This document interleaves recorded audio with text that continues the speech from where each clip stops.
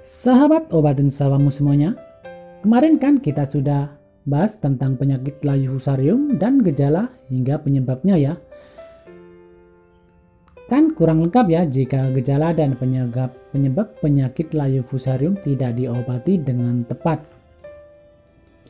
Memang penyakit layu fusarium ini sangat menjengkelkan ya sahabat obatin sawamu semuanya. Tanaman yang paginya segar dan ketika sore sudah terlihat layu ya, itu berangsur-angsur selama 7 hari, begitu tanda-tandanya penyakit layu fusarium ini yang menyerang cabai ya. Dan penyakit layu fusarium ini yang disebabkan oleh jamur Fusarium oxysporum ya sahabat obatin sawamu. Dan penularan penyakit layu fusarium ini sangat luar biasa ya sahabat obatin sawamu semuanya. Misalnya tanah yang sebelumnya ditanami tanaman yang terkena layu fusarium ini, ketika ditanami lagi dengan ditanami ulang ya dengan tanaman yang sama, misalnya tanaman cabai ya, maka sangat beresiko tinggi terjadi layu fusarium juga ya. Karena dalam sebuah penelitian jamur fusarium ini dapat menetap pada tanah dan suhu ruang 25 derajat Celcius. Artinya dalam suhu ruang aja bisa bertahan, apalagi dalam kondisi musim hujan seperti ini yang kelembapannya tinggi ya. Pasti lebih cepat berkembang ya jamur fusarium ini. Dan sebenarnya langkah-langkah pencegahan itu sangat penting sekali ya sahabat obatin sawamu semuanya. Karena mencegah itu lebih baik daripada mengobati. Maka dalam rangka pencegahan itu ada beberapa cara yang dapat dilakukan oleh sahabat obatin sawamu semuanya. Nah, apa saja cara-cara itu? Yang pertama ya sahabat obatin sawamu semuanya, menanam bibit yang tahan terhadap layu fusarium. Jadi Anda bisa memilih benih di pasaran yang tahan terhadap layu fusarium sebelum melakukan penanaman. Atau Anda bisa bertanya pada PPL setempat, apakah benih-benih yang mana yang bagus untuk ditanam agar tidak terserang oleh penyakit layu fusarium ini. Bisa tanya ke PPL setempat ya. Dan yang kedua, rotasi tanaman. Setelah menanam cabai, jangan menanam cabai lagi ya, karena dikhawatirkan jamur fusarium itu masih ada di tanah dan mengakibatkan cabai itu beresiko tinggi terkena jamur fusarium yang bertahan di tanah ya. Jadi sebaiknya setelah menanam cabai, menanam tanaman yang kuat terhadap penyakit layu fusarium itu ya. Atau sebelum ditanam itu harus diolah tanah, misalnya dicangkul atau digaru gitu, agar penyakit layu fusarium ini menghilang ya. Dan cara yang ketiga yaitu pemberian trichoderma. Trichoderma merupakan agensia hayati berupa jamur baik yang dapat melawan perkembangan jamur patogen. Caranya yaitu dengan cara mencampur trichoderma ini dengan pupuk kandang ya sahabat obatin sawamu.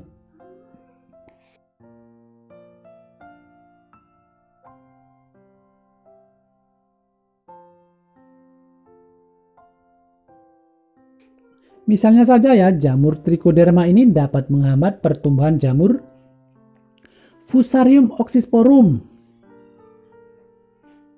Trichoderma dengan Ganoderma dan trichoderma dengan Rhizoctonia dan banyak lagi lainnya.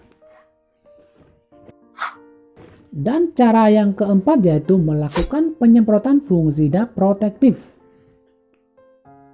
Sahabat tobat dan sawamu bisa menyemprot fungisida yang bersifat protektif atau melindungi ya, sahabat tobat dan sawamu. Misalnya fungisida berbahan aktif propinep ataupun mancozeb. Contohnya banyak sekali ya, antrakol, diten, Bion M,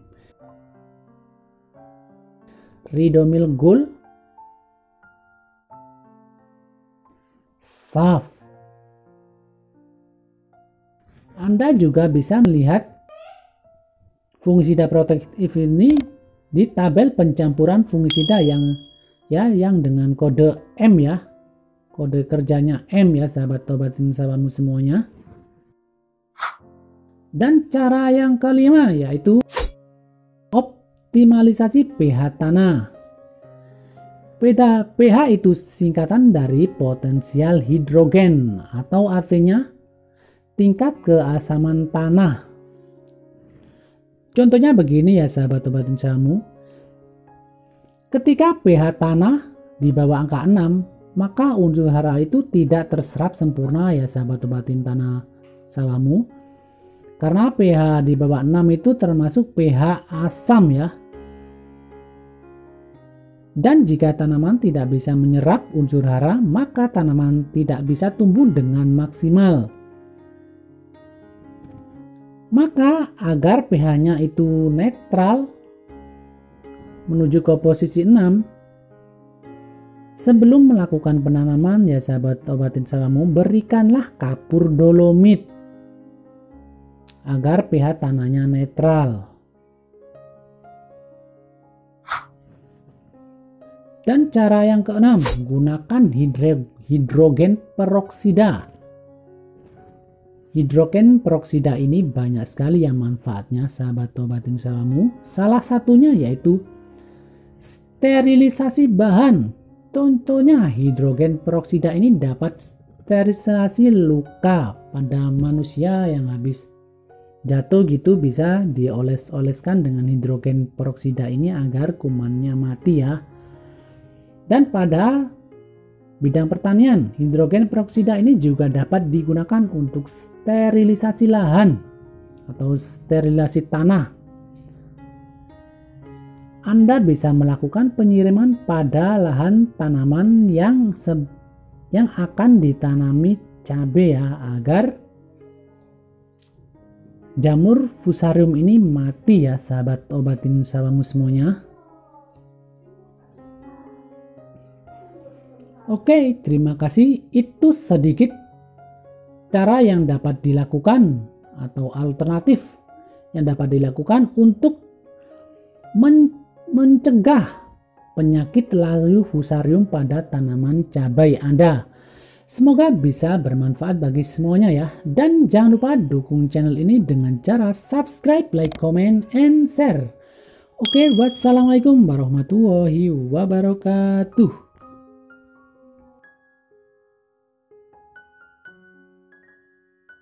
Jangan lupa subscribe, komen, dan nyalakan tombol loncengnya, agar saya lebih semangat bikin konten di channel ini.